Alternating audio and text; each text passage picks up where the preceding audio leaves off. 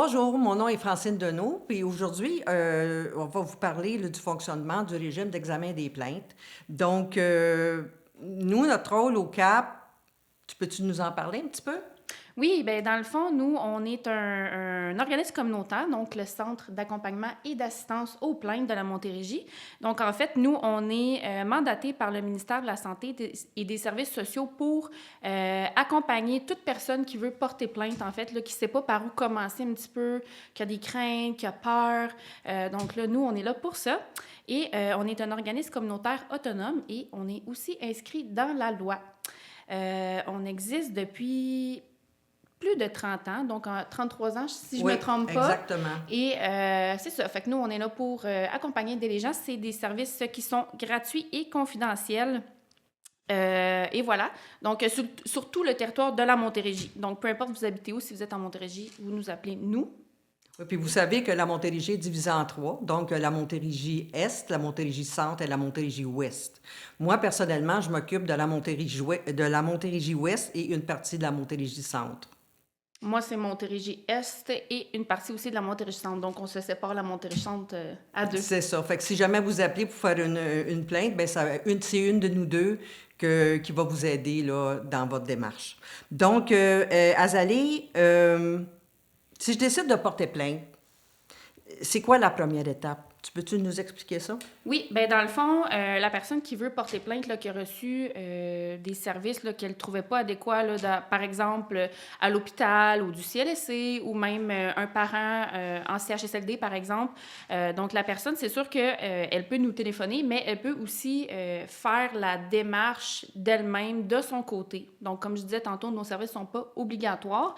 Donc, c'est sûr que la personne qui veut porter plainte peut contacter directement le commissaire, si elle se sent à l'aise, si elle trouve les informations aussi. Donc, pour la commissaire, bien, c'est sûr qu'on peut contacter les commissaires par téléphone, par courriel, par la poste, donc envoyer notre lettre par la poste ou bien par le formulaire qui est disponible là, en ligne là, sur le site. Sur le site des commissaires. Exactement. OK.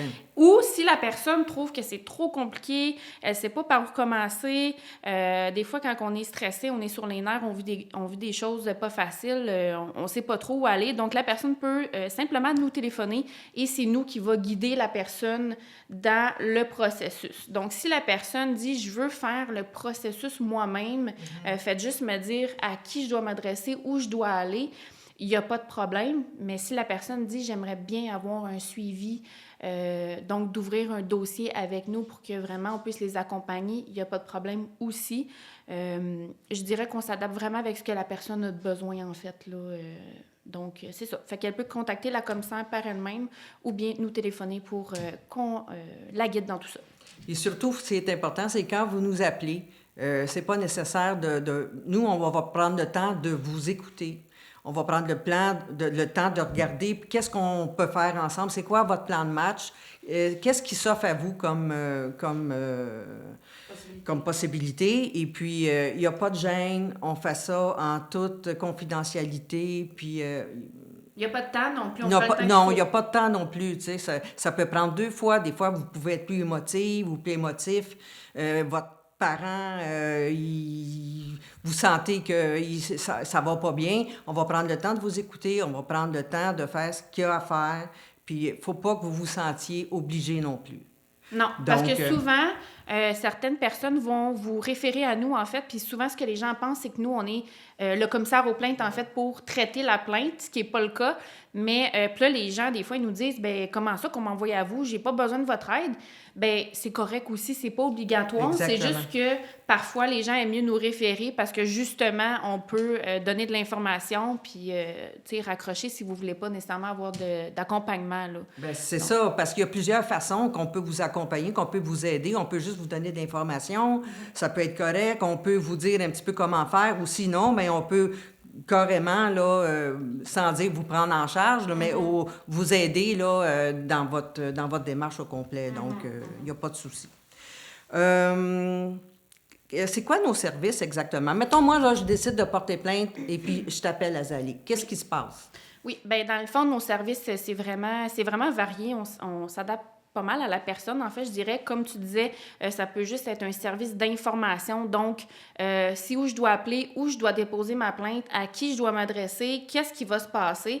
Donc, moi, souvent, je peux donner simplement de l'information puis laisser mes coordonnées pour que la personne me rappelle au besoin. Ou bien, nous, dans le fond, ben c'est sûr que, entre autres, on est là pour faire connaître là, vos 12 droits en tant qu'usager dans la santé, parce que oui, on a des droits. Souvent, les gens ne le savent pas. Mais on peut aussi vous accompagner. Là, donc, quand on ouvre un dossier au Cap Montérégie, ben on peut vous accompagner notamment avec la rédaction d'une lettre de plainte. Donc, soit partir du brouillon de l'usager. Donc, des fois, il y a des gens qui veulent porter plainte, qui ont déjà écrit tout ce qu'ils ont à dire. Ben nous, on peut prendre ça, on peut décortiquer tout ça, faire le ménage dans les informations nécessaires, moins nécessaires, enlever le côté émotif aussi, parce que des fois, c'est rempli d'émotions, puis on essaie de rendre ça un petit peu plus neutre. Donc, corriger les fautes, la mise en page là, pour que ça soit beau là, quand c'est adressé à la commissaire. Donc, on fait ça, entre autres. Faire la synthèse aussi, parce que des fois, ça peut être long. Oui, résumer, c'est ça, oui. Parce que des fois, il y a des gens qui en ont peut-être, par exemple, 12 pages. Bien, quand tu es dans des émotions, c'est normal qu'on en ait plus, parce que, bon, il faut que ça sorte. Là. Oui, mais nous, on est là pour aider à résumer puis à syntaxer aussi. Souvent, les gens ils me disent, ben j'ai beaucoup d'informations à dire, mais je sais pas ce qui est pertinent, moins pertinent. Ben ça, c'est notre rôle, c'est ce qu'on peut faire. On peut, c'est ça, répondre à vos questions et vous référer aux besoins. Donc, des fois, c'est des gens qui ont juste des questions. Ils veulent savoir si c'est normal ou... des fois, ça ne fait pas partie du processus de plainte en tant que tel aussi. Oui, bien c'est ça, mais on peut référer la personne au bon endroit ou avec un autre organisme, par exemple. C'est sûr que nous, notre rôle, c'est vraiment pas de compiler des preuves ou de monter un dossier et tout ça. Non, on n'est pas des avocats, ça, c'est sûr et certain. On peut pas donner des avis juridiques non plus, parce que c'est vraiment pas dans notre... C'est plus la commissaire qu'il faut faire ça, tu sais, en détail et tout ça. Fait que nous, tu sais, souvent, les gens me disent, as-tu besoin de voir des preuves, des photos, des enregistrements? On n'a pas besoin, mais surtout des fois, avec, ça peut... Surtout avec la nouvelle loi sur la confidentialité, là, on n'est même plus autorisé de garder des... Non, c'est ça, on les garde pas. Fait qu'on les garde pas, ça sert à rien de nous les envoyer. Là, c'est ça, si la personne veut vraiment nous les montrer, il n'y a pas de problème, mais on leur dit qu'on garde pas ça dans le dossier, parce que pour nous, ça nous sert à rien, puis on garde le moins d'informations possible qui nous sert à rien dans un sens. Pour se conformer à la loi, justement. C'est ça exactement. Puis c'est sûr qu'on encourage fortement les gens à nous donner un brouillon de base avant de faire la lettre. C'est simplement pour encourager les gens à s'impliquer dans le processus.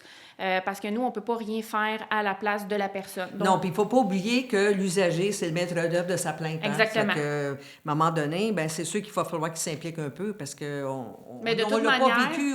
C'est ça. Là. Mais de toute manière, on ne peut pas porter plainte pour quelqu'un qu'on ne connaît pas. T'sais, il faut au moins que... Par exemple, on peut porter plainte pour un parent ou un ami, mais il faut que la personne concernée par la plainte soit d'accord que ça soit cette personne-là, ou par un mandataire, là, par exemple. Mais moi qui ne connais pas l'usager, là, je ne peux pas porter plainte pour lui puis qu'il y ait des réponses et tout ça. Là. Donc, en gros, c'est pas mal ça. Oui, on fait aussi de l'accompagnement aux besoins.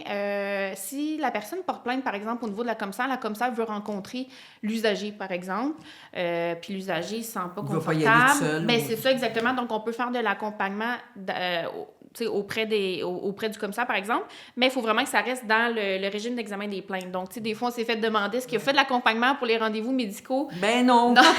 Non, ça ne cadre pas dans le régime d'examen des plaintes, mais toute autre personne là, qui va être qui peut demander une rencontre là, lorsqu'on a porté plainte, il n'y a pas de problème. J'ai une question pour toi. Oui. Mettons qu'une personne nous appelle et qu'elle dit moi, je veux rester anonyme, je veux pas vous ouvrier de dossier. Mais j'aurais besoin d'aide là, pour la formulation, mais je veux pas donner mes coordonnées, je veux pas... Est-ce qu'on peut prendre la plainte pareil? Est-ce qu'on va prendre la plainte pareil? Dans le fond, il n'y a pas de problème. Ça m'est déjà arrivé, en fait, avec quelqu'un qui ne voulait pas me divulguer ses informations personnelles pour la lettre. Dans le fond, ce que j'ai fait, c'est que j'ai fait la lettre pour lui. Je l'ai arrangé et tout ça. Puis, je lui ai surligné en jaune, dans le fond, bon, ben ici, on va mettre votre nom, on va mettre votre adresse et tout ça. Puis, la personne a complété chez elle à la maison. Donc, comme ça, moi, j'ai pas vu ces informations. Par contre, si la personne veut faire une plainte totalement anonyme, il n'y a pas de problème. La seule chose, c'est que, bien sûr, vous n'aurez pas de retour puisque, ben on ne sait pas à qui on s'adresse. Là, au niveau de la commissaire, tu dis? Oui, au niveau de la commissaire. Fait que ça va être comme perçu un peu comme un signalement. Mais oui... n'y a pas de problème là, dans le fond. C'est On faisable. s'adapte, oui, c'est OK. ça, c'est faisable, puis on s'adapte avec ce que l'usager est confortable de nous donner ou de ne pas nous donner. On est pas mal versatile, je te dirais, hein? On s'arrange pas Ouais, mal. ouais. Oui, c'est ça. Mais habituellement, une plainte, là, combien que ça de pages à peu près? Là? Mettons, là, quand tu es prête à envoyer au commissaire, à peu près. Bien, c'est sûr que ça dépend toujours des histoires. Il y a des histoires qui sont... Tu sais, il y a des situations qui nécessitent plus de détails. Il y en a d'autres que moins. Je vous dirais qu'on essaye de tourner pas mal alentour de 4-5 pages, mais ça m'est arrivé d'envoyer 6-7 pages des fois au commissaire parce que je jugeais que tout ce qu'il y avait dans la plainte était important pour bien comprendre le contexte, dans le fond, de ce que la personne a vécu. Mais c'est sûr qu'on essaye de ne pas envoyer une vingtaine de pages. Ben oui, à la puis commissaire. c'est sûr que, de toute façon, la commissaire elle va les appeler, ou les commissaires vont appeler Oui, absolument oui. pour avoir l'information. Oui. Il y a comme médecin examinateur aussi. Oui, exactement. Donc, quand quelqu'un porte plainte, si la commissaire a besoin d'avoir plus de détails ou d'être éclairée sur certaines choses, elle peut contacter l'usager. Par contre, ça n'arrive pas toujours, puis c'est pas négatif si la commissaire appelle pas l'usager avant de traiter sa plainte. OK, c'est parce qu'elle a toutes les informations, elle n'a pas besoin de... Oui, exactement. OK. Si elle ne contacte pas l'usager, c'est parce qu'elle se sent confortable de traiter la plainte avec les informations qu'elle a dedans, en fait. Là. Et puis, qu'est-ce que tu entends par service confidentiel? Oui, bien, dans le fond, nous, c'est sûr que quand on ouvre un dossier au CAP, on a besoin d'avoir de l'information comme votre nom complet, la date de naissance, l'adresse à la maison, téléphone, courriel. Et aussi, si jamais vous portez plainte pour quelqu'un d'autre, donc cette personne-là aussi, on a besoin de son nom, sa date de naissance et tout ça. Nous, on prend vraiment ce qu'on a de besoin et ça reste confidentiel dans nos dossiers et dans la plainte là, pour la commissaire. C'est pas divulgué à personne d'autre. Pour les plaintes concernant par exemple, un séjour à l'hôpital, donc on est à l'hôpital, ça se peut qu'on vous demande le numéro de dossier d'hôpital. En fait, c'est sûr qu'on va vous le demander parce que la commissaire en a besoin pour aller voir justement qu'est-ce qui s'est passé, qui était là à telle heure pour faire tel soin. Donc, c'est sûr que ça, elle en a besoin, mais c'est pas divulgué à personne d'autre que nous et la commissaire. Donc, en fait, le dossier de plainte avec la commissaire n'est pas marié avec le dossier médical de l'usager. Non. OK. Exactement. Fait que c'est vraiment séparé, mais la commissaire peut avoir accès, avec la permission de la personne, bien sûr, au dossier médical. Par exemple, là, quelqu'un qui va porter plainte contre une infirmière, mais il n'y a pas le nom de l'infirmière, il n'y a pas de problème. La commissaire peut accéder à ce genre d'informations-là, donc de trouver la personne là, qui a fait le mauvais soin. Donc, si jamais vous avez une plainte et puis vous me dites, ben écoute, je ne sais pas c'est qui le médecin, je ne me rappelle pas c'est qui l'infirmière, ou je ne sais pas si c'était une infirmière ou une préposée, il n'y a pas de souci, là, vous pouvez faire votre plainte pareil, parce qu'avec votre numéro de dossier, la commissaire va pouvoir aller voir là, dans votre dossier médical pour savoir qui était là. Puis on parle de médecins, infirmières et tout ça, mais tu sais, ça peut être, dans le fond, tous les établissements qui sont dans le réseau de la santé publique, ça peut être CHSLD, CLSC, organismes communautaires aussi, ressources en toxicomanie, donc en fait, DPJ aussi, centre jeunesse. Donc tout ça, là, ça peut être des instances auxquelles on peut porter plainte à la commissaire. Si jamais c'est pas la commissaire qui traite la plainte par rapport à par exemple, les cliniques privées. On en a beaucoup d'appels sur les cliniques privées. Ça, malheureusement, la commissaire ne traite pas, mais on est là pour vous donner d'autres pistes. Donc, à qui on s'adresse si on veut faire une plainte pour une clinique privée, on est là pour vous aider là-dedans, puis on va vous le dire au besoin. Là. Et ce qui est important, c'est de comprendre que nous, en tant que conseillère aux plaintes, on n'a pas accès à votre dossier médical. Non. Parce que ça, c'est confidentiel, ça ne nous concerne pas. C'est entre vous puis la commissaire. Nous autres, on n'a pas d'affaire à aller. On ne peut pas aller fouiller là-dedans. Parce que des fois, il y en a qui nous appellent. Pouvez-vous aller voir dans mon dossier? Eh bien, non. Non, c'est ça, on n'est pas relié directement au réseau public. C'est ça. Mais tu sais, ça m'est arrivé, par exemple, un usager qui voulait me montrer son dossier médical parce qu'il voulait que je l'aide à comprendre certaines notes du médecin, par exemple, ou certains mots. Bien, il n'y a pas de problème. L'usager me donne son consentement, puis il me l'amène, son dossier. Donc ça peut arriver. C'est quelque chose qu'on peut vous donner comme service. Mais moi, jamais je vais demander à l'usager, donnez-moi votre dossier médical. J'en ai pas de besoin, dans le fond, tu sais. J'en ai pas de besoin, à moins que la situation, là, c'est ça. Bon. Et puis, comment qu'on peut prendre contact pour échanger avec nous autres? Bien, souvent, les gens nous appellent. OK? Souvent, les gens nous appellent au téléphone. Nous, on est vraiment versatile. Hein? Je te dirais que ça peut être des échanges strictement par courriel, strictement par téléphone. Ça peut être des rencontres dans nos points de service aussi, dans nos bureaux, sur rendez-vous, bien sûr. Il y a aussi un formulaire en ligne sur le site du CAP, en fait, là, que les gens peuvent remplir pour prendre contact avec nous. Souvent, ça s'envoie par courriel, en fait. Donc, on prend contact courriel avec eux. Ça peut être par la poste aussi. Des fois, j'ai des gens qui font juste m'envoyer leurs informations par la poste et tout ça. Et on peut aussi offrir là, des séances de visioconférence là, si la personne, par exemple, veut faire un entretien à distance, mais qu'elle veut nous voir. Donc, on s'adapte vraiment avec ce que la personne veut. Souvent, j'ai des gens qui prennent contact par téléphone avec moi puis qui me disent « Oh non, je veux vraiment te rencontrer. » Bon, mais on se donne rendez-vous, il n'y a pas de problème. Puis il y a des gens que ça fait bien leur affaire, que ça soit par courriel puis par téléphone aussi. Là. Donc, c'est ça. Ça dépend de ce que la personne a besoin. Parfait. Et mettons, là, quelqu'un nous appelle faire une plainte, puis c'est quoi le délai? Mettons, entre le moment où est-ce qu'elle nous appelle, c'est Qu'on quoi? façonne la lettre. Ouais, c'est quoi? On peut s'attendre à quoi? Combien de temps à peu je dis près? tout le temps à mes usagers quand ils m'appellent que la lettre va être donnée dans la même semaine. C'est sûr que si, on m'appelle un vendredi après-midi, ça se peut que ça l'aille au début de la semaine d'après, mais ça fait partie de nos valeurs, dans le fond, de donner un service rapide, mais de qualité. Donc, la personne n'attendra jamais là, 2 semaines pour avoir sa lettre. Là. Généralement, c'est rapide. Et lorsqu'on remet la lettre à l'usager, si l'usager veut faire des corrections, veut prendre le temps de la lire, veut prendre le temps de la montrer, par exemple, aux membres de sa famille, il n'y a pas de problème. Puis la personne nous revient après, puis on fait vraiment un projet final qui est au goût de la personne. Nous, on n'est pas là pour décider quoi que ce soit qui va être dans la lettre. On suggère. On ne décide pas. Ce qui est important, c'est de comprendre, c'est que la lettre de plainte vous appartient. Donc, si vous voulez faire des modifications, on peut vous aider à aller faire les modifications. Si vous nous le demandez, ça va nous faire plaisir.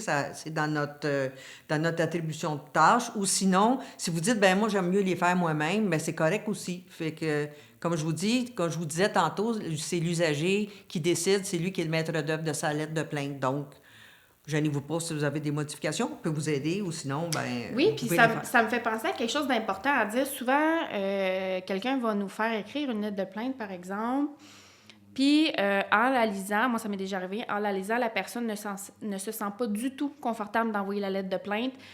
Elle ne veut plus, elle a changé d'idée, elle se sent mal, elle s'excuse. Vous avez travaillé pour rien. Non, on ne travaille jamais pour rien, il n'y a pas de problème. Lorsque la lettre vous appartient, lorsqu'on vous la remet, elle vous appartient, donc vous l'envoyez quand vous voulez ou vous décidez de ne pas l'envoyer, il n'y a pas de problème non plus. Mm-hmm. Nous, on est vraiment... Tu sais, nous, tant qu'on vous a aidé... Ça arrive des fois de dire, écoute, j'ai pensé à mon affaire, puis finalement, je suis pas à l'aise. Nous autres, on ferme le dossier, puis c'est pas plus grave que ça. On peut juste se réouvrir si jamais on change d'idée. Puis au moins, on a pris le temps d'expliquer tout le régime d'examen des plaintes à la personne. Donc, si la personne change d'idée, elle sait à quoi s'attendre, elle sait c'est quoi les délais de traitement, elle sait à qui s'adresser aussi, elle sait qu'elle peut nous téléphoner si jamais aussi au besoin. C'est pas tout le monde qui sait qu'ils peuvent nous téléphoner. Donc, tu sais, c'est sûr qu'il y a des délais de traitement et tout ça quand on porte plainte. Il faut que la commissaire ait le temps d'aller voir le dossier et tout ça. Mais, tu sais, au moins, la personne est déjà avisée de tout ça, là, même si elle ne l'a pas envoyé. Ça n'a pas servi à rien. Es-tu capable de me donner des exemples de motifs de plainte? Juste pour... oui, ça peut être, si je pense aux exemples là, qu'on a là, de motifs de plainte, ça peut être par rapport aux coupures chèque emploi-service du CLSC. Toi aussi, tu dois en avoir beaucoup. Des services, la qualité des services rendus en milieu hospitalier. Donc, je sais pas, moi, l'infirmière, elle vous a pas parlé correctement ou on vous a délaissé carrément. Il y a personne qui est venu vous a oublié. C'est ça peut arriver aussi. Exactement. La qualité des soins, c'est ça que vous recevez. La qualité, par exemple, de la nourriture en RPA. Donc, en résidence privée pour aînés. La qualité des soins aussi en résidence privée pour aînés, là, ça peut être dénoncé. Qu'est-ce que je voulais dire aussi de bien important? Je me rappelle pas. Il y a des problèmes interpersonnels aussi avec les préposés. Il y a des fois... oui. c'est pas évident, là, parce qu'il y en a qui se font un petit peu garrocher en bon français. Là. Oui, c'est ça. Ou par exemple, un organisme communautaire vous donne un service puis vous trouvez que c'est pas adéquat, ça peut être pris en motif de plainte aussi. Mais si vous n'êtes pas certain, vous savez pas trop, vous nous appelez puis nous, on va vous le dire tout de suite. Appelez-nous donc, c'est Oui. gratuit, puis comme on a dit, c'est confidentiel. Donc, Fait qu'on est en mesure de pouvoir, de pouvoir guider l'usager, puis c'est ça, il va décider s'il veut, puis nous, on est là pour dire justement si la commissaire traite ce genre de plainte-là, parce que des fois, c'est d'autres instances qui traitent ce genre de plainte-là, comme par exemple les autres professionnels, dépendamment de la situation. Ça peut être une avenue sur laquelle on guide les usagers, mais c'est ça. C'est juste des exemples qu'on vous donne là, de motifs de plainte, c'est pas les seuls. Il y en a beaucoup. La facturation, c'est ça, je voulais dire. La facturation en centre hospitalier, souvent, ça m'arrive. Oui. C'est pas une qualité de soin, mais Non, bref, non, la mais- facturation, oui, Oui. ça peut... la commissaire peut vous aider soit à comprendre une facture ou carrément, là, si jamais il y a besoin... Là, Bien, ça est déjà arrivé que quand l'usager n'a pas eu l'information adéquate, elle ne pouvait pas prendre une décision libre et éclairée. Donc, elle a été comme obligée de prendre la chambre semi-privée quand elle aurait pu prendre une salle tout simplement puis pas avoir de frais. Fait que la facture, elle a été annulée. oui, Donc, c'est ça. Ben ça revient à la commissaire, Ouais. mais si la personne n'est pas sûre, ben moi, je dis tout le temps aux gens, c'est Ça mieux coûte de rien tenter. d'essayer. C'est ça. On tente, c'est ça. puis, tu sais, ça donne quelque chose, puis, tu sais, voilà. Et voilà. Donc, c'est tout pour aujourd'hui. Et puis, si jamais vous avez quoi que ce soit, des petits doutes dans votre esprit, vous avez juste à nous appeler au numéro que vous allez voir en bas de l'écran. Donc, c'était Francine et Azalée. Et à bientôt.